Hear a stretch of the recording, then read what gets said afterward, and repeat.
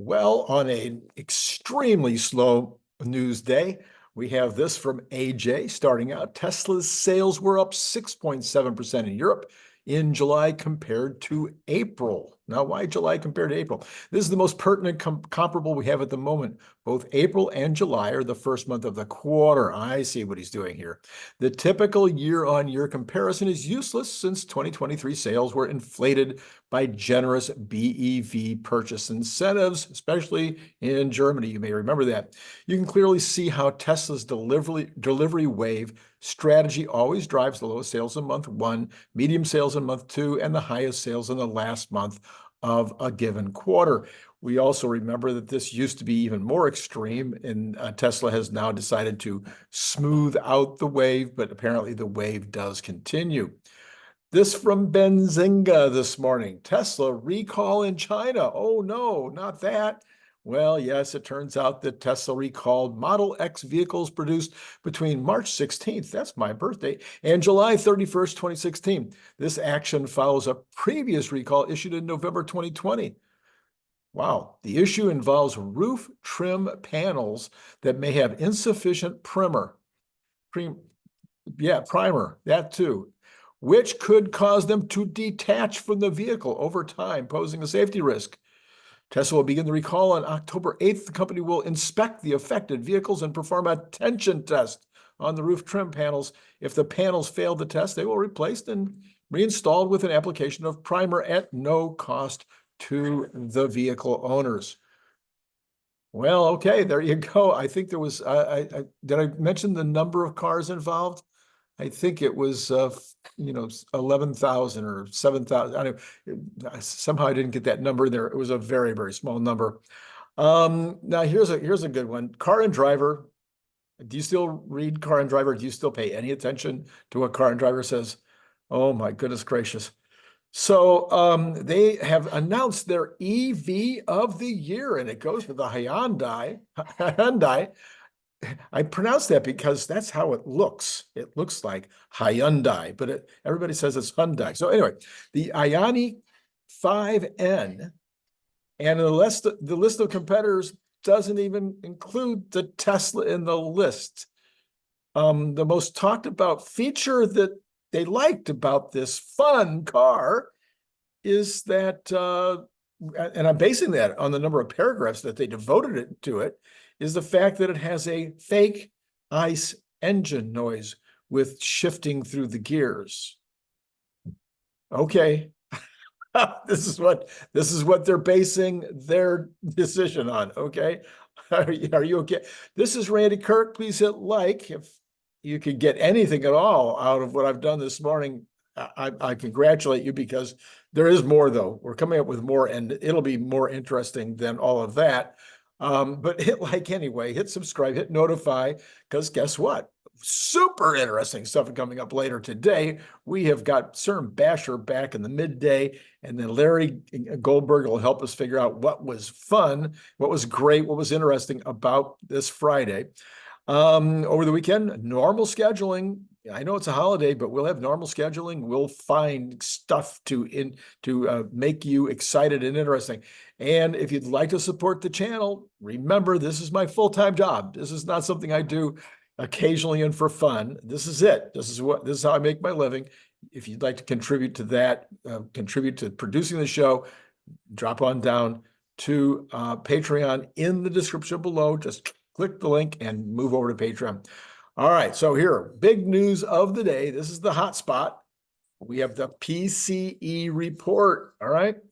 Personal income increased by 75.1 billion, or 0.3% in July. Disposable personal income, that's personal income less current taxes, increased by 54.8 billion, and that was also 0.3%.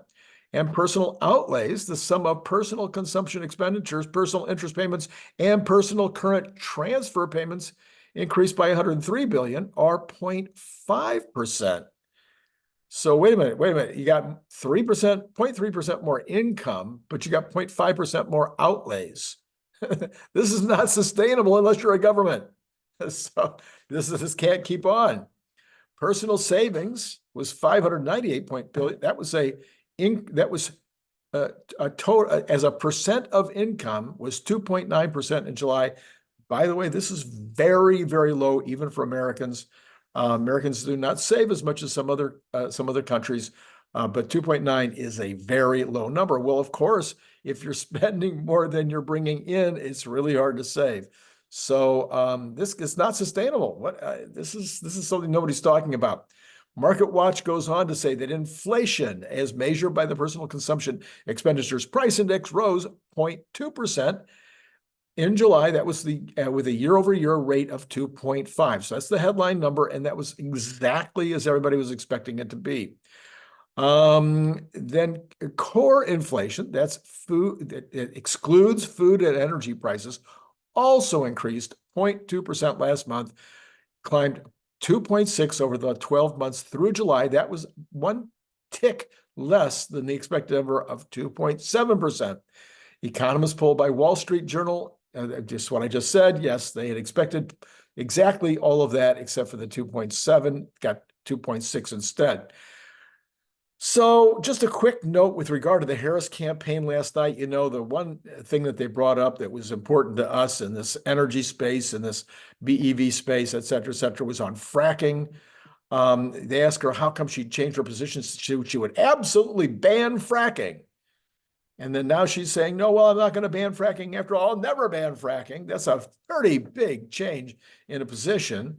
You will never hear anybody on this channel talking about any such thought as banning fracking. And she said, well, no, I just, she never really gave a reason why she changed her opinion. This is not hard. This is not difficult. She changed her position because she needs Pennsylvania. She needs Pennsylvania really, really badly. It is the state that she needs more than any other state in the union. This is one that could change the election. This is why she banned fracking. But why she couldn't come up with an answer is just crazy. Maybe you're aware of this. I think you would be if you follow this channel. But the reason that the United States leads the entire world in the reduction of CO2 is because of the switch to natural gas away from coal. So as the country becomes more and more dependent or more interested in using natural gas, that has replaced a lot of the coal. And that is what's happening. So fracking is providing that change. That would have been a really easy answer for her. But of course, what can I say? All right, that would be, am I right or wrong about this? It wouldn't have been hard. It would have been intellectually correct. It would have been maybe even something that both sides of the ticket could have understood and said, oh, I see. Now, the comeback would have been, how come you didn't know that 4 years ago or 8 years ago? And, I suppose she could say, more studies. We looked at more studies, and as we saw the studies developing, this is the conclusion we came to.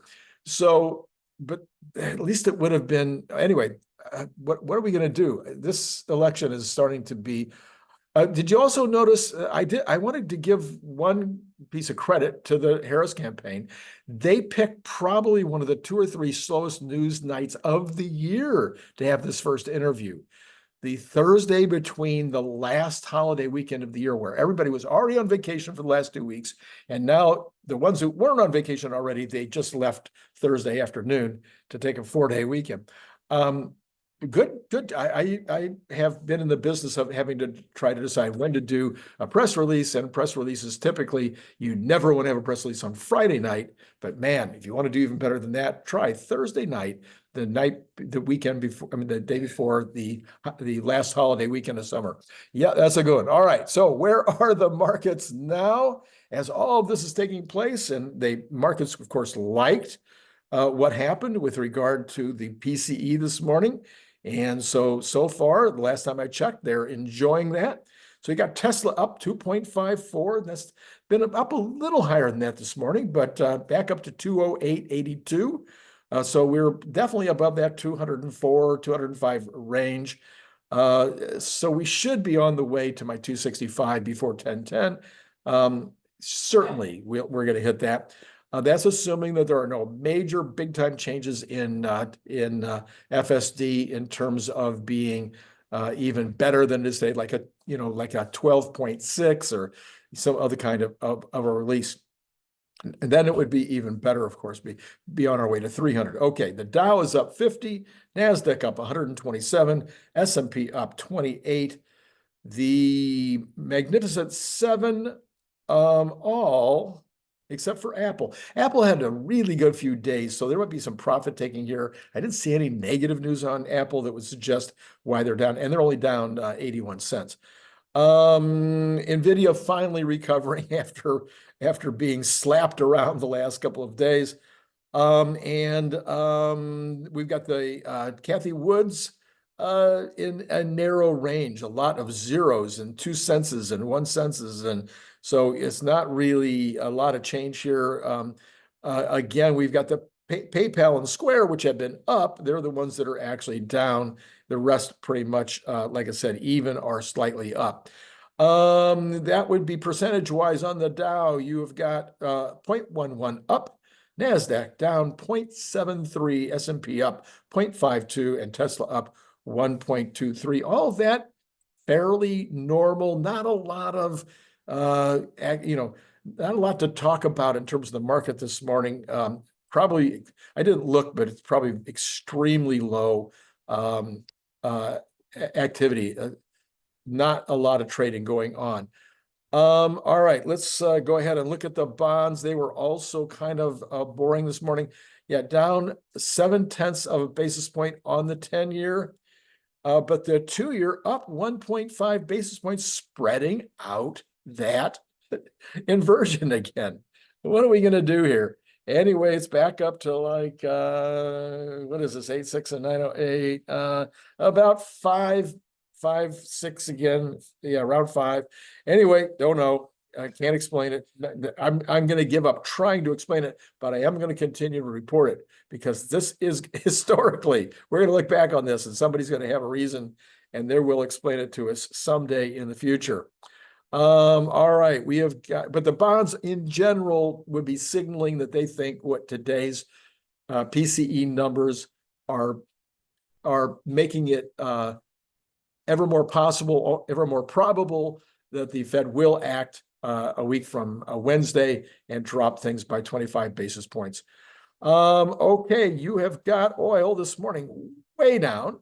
The headline says U.S. oil prices fall more than 2% on reports that OPEC will move ahead with planned output hike. So I'm not going to go into that entire article, but because I didn't read it ahead of time to find out whether I agree with it or not. So OPEC says they're going to increase production. I think, have they given up? Have they given up on the idea that they can cut production enough to get the prices up? This is very weird. I will read more about this, and Larry and I will talk about it tonight. Anyway, but oil down $2. I'm sorry, $2.96 in Texas Intermediate. That's 2.57% down, back down to 73.95. Let's call it 74.